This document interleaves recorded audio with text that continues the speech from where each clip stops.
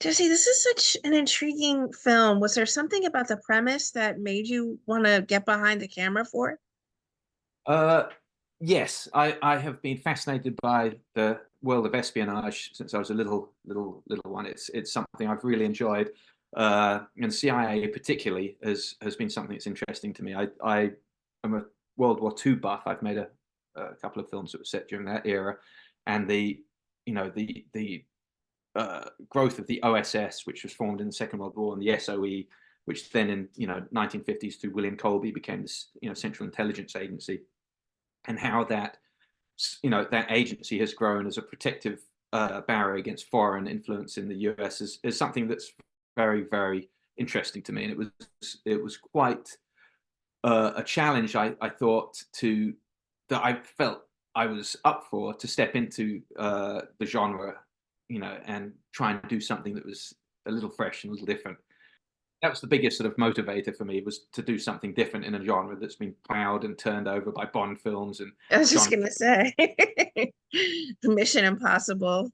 There's been so much, yeah. There's been so much, and it's like, how do you do it? How do you throw your hat into that ring without copying those guys, making a low budget version of another movie? How do you do something original? And for me, an epiphany came with the realization that the world of espionage in the 21st century is having to go through this incredible transition back to analog and organic and old school spying, because everything that's done with a cell phone or an internet is too easily trackable and traceable and breakable. You have 17-year-old in Idaho who's studied computers can listen to a conversation between NSA representatives. It's a terrifying time.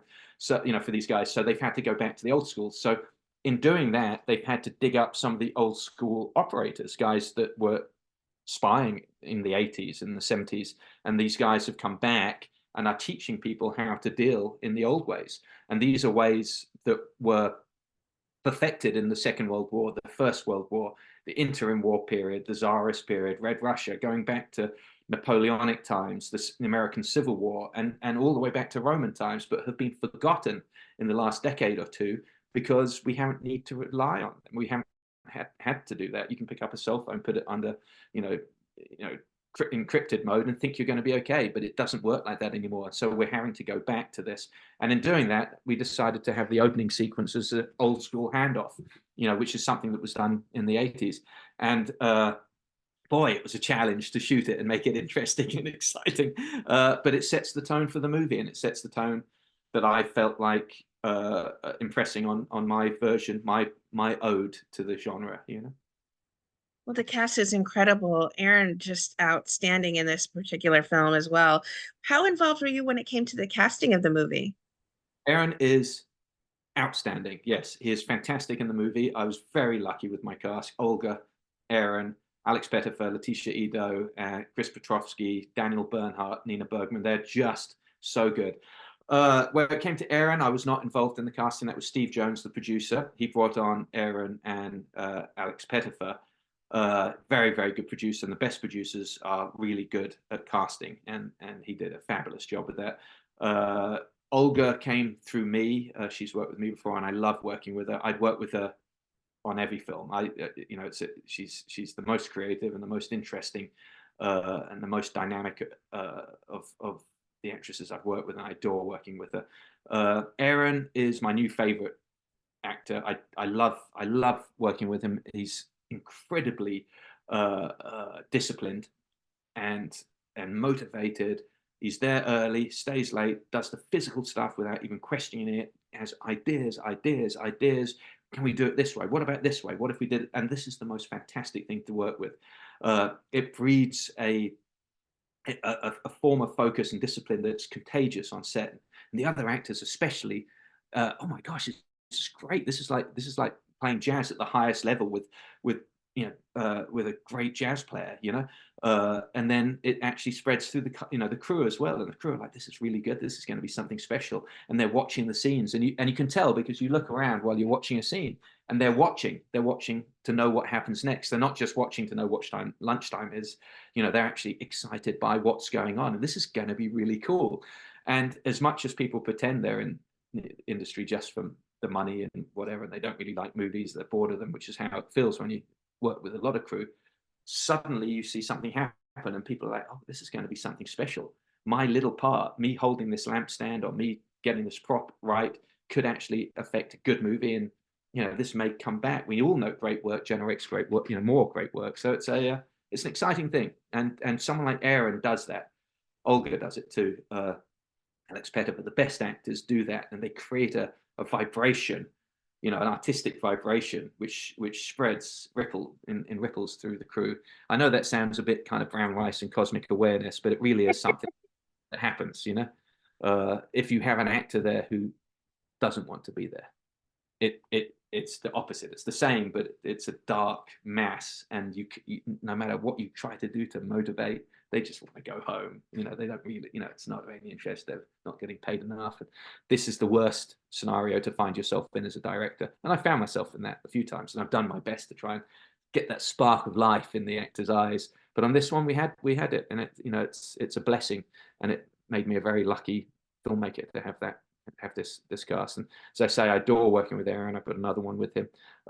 We got on very, very well, and I don't think the film would have been nearly as good for a myriad of reasons. Not just because of how he performed the part, but because of all the ideas he had and the direction it went and his effect on the other cast. The film wouldn't have been nearly as good without him.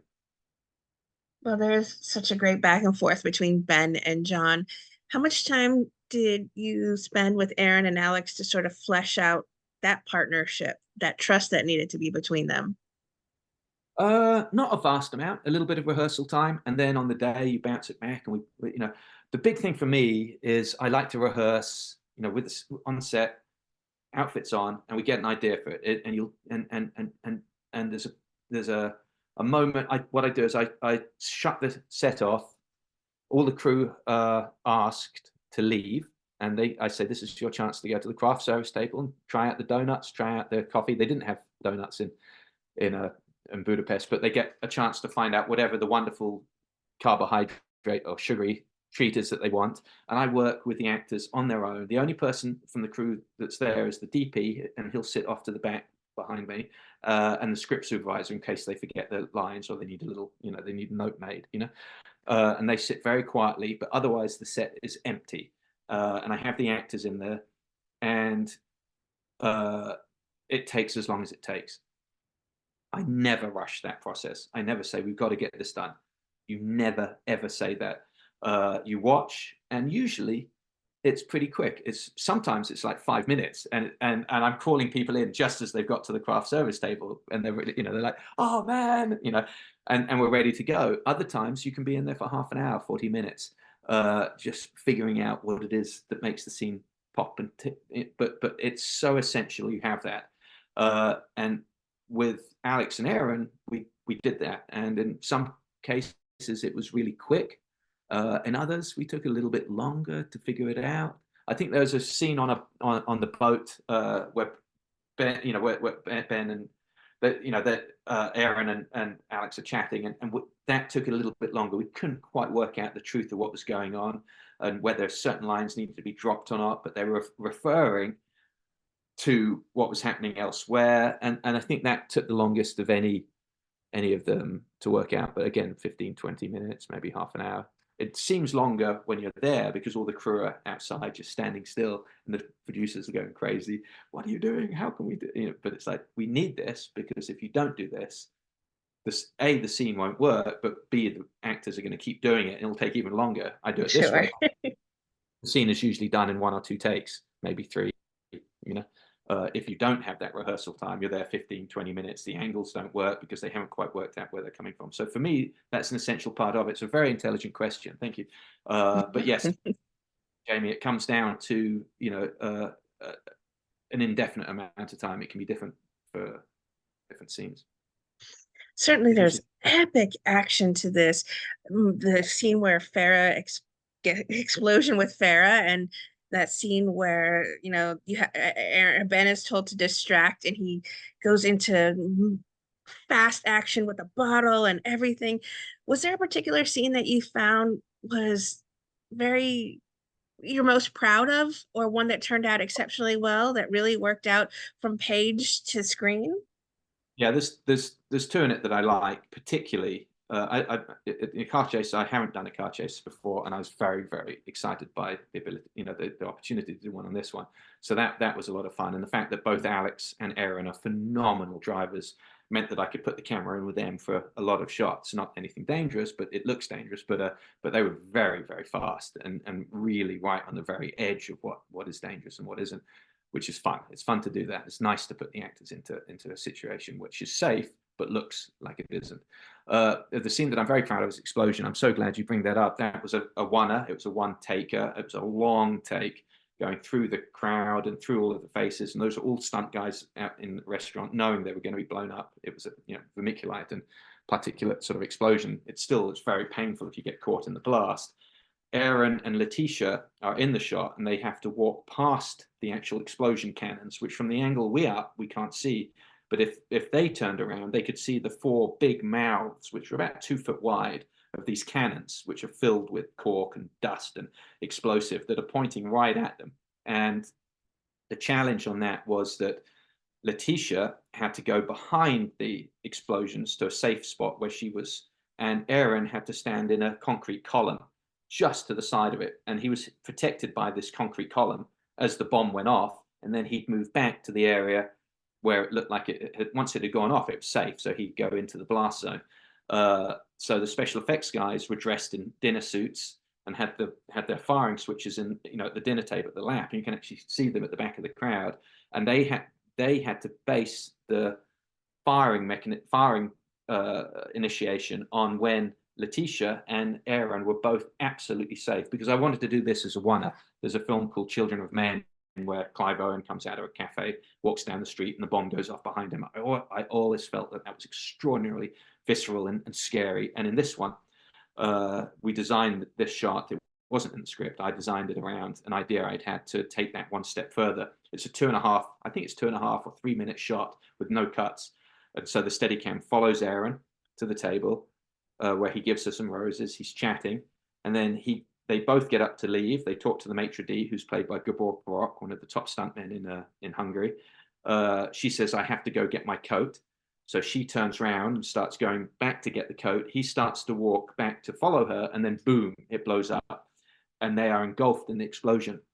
And to do that as a oneer was quite a challenge. And I'm glad you noticed that. It took, I think, 8 rehearsals. The trouble was, it was getting so cold because it was 3 o'clock in the morning, and the mouths were not working anymore, and they were slurring their lines. And they're like, "Oh, I'm so sorry." We'd get through the whole scene just before the bomb was going to go off, and she'd say bye-bye, and she'd say, "Ah," like that. Or the wrong word would come out, and we'd have to go back and do it again. So it was nerve-wracking because we could obviously do the explosion only once because it destroyed the set, and so I think it was a 3 or 4 hour cleanup after the explosion. So there was no way of doing it twice. Sure. So we had the one shot at it. So yes, that was a really challenging and rather fun shot. Now, as a director, you have to be careful of falling in love with your own shots at the expense of the story and the performance and the actors. But in this case, I felt it was warranted, and I felt it supported the story and made it more interesting, because you felt maybe a little bit more emotion for the fact that she'd just been blown up because you were there with him on this long shot, maybe, as opposed to a traditionally shot sequence with edits and cuts where it's clear that it's a stunt double and it's clear that it's not really a person in there. So I thought it would be sort of a little bit more fun and shock the audience a little bit to have a oneer.